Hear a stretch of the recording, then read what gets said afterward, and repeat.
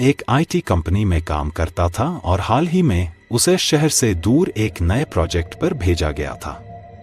चूंकि वहां उसका कोई परिचित नहीं था, उसने ऑनलाइन एक किराए का कमरा ढूंढा। कमरा एक पुराने बंगले में था और किराया भी बहुत कम था। इतना बड़ा कमरा इतने कम किराए में शुभम को थोड़ा शक हुआ।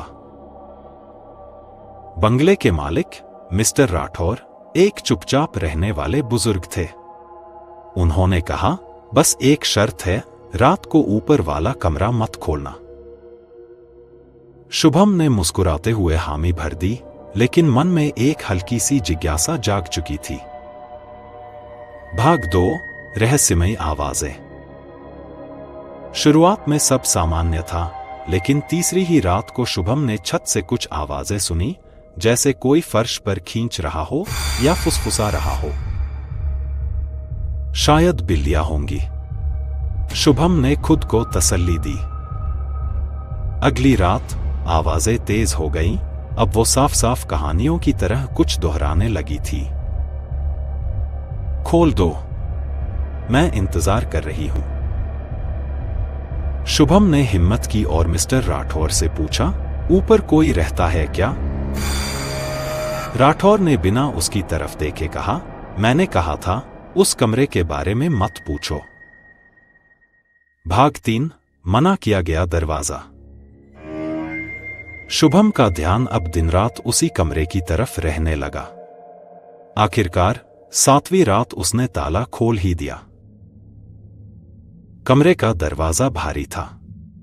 जैसे ही उसने उसे खोला, ठंडी हवा का एक तेज झोंका उसके चेहरे से टकराया। अंदर एक पुराना झूला पड़ा था, एक चारपाई और दीवार पर एक महिला की तस्वीर। तस्वीर में एक औरत थी, जिसकी आंखें इतनी गहरी थी कि जैसे वे आपको निगल लें। तभी दरवाजा अपने आप बंद हो गया और फिर झूला हिलने लगा। तुम आ गए, एक धीमी ठंडी आवाज गूंजी। शुभम ने घूम कर देखा, कमरे में कोई नहीं था, लेकिन झूले के पीछे एक परछाई सी रेंग रही थी। भाग 4 सच्चाई का पता चलता है। शुभम ने अगली सुबह चुपचाप पड़ोस के दुकानदार से पूछा, इस बंगले के बारे में क्या जानते हो? दुकानदार ने कहा, कुछ साल पहले राठौर साहब की बेटी नैना इसी कमरे में फांसी लगाकर मर गई थी। कहते हैं उसकी आत्मा आज भी यहीं भटकती है।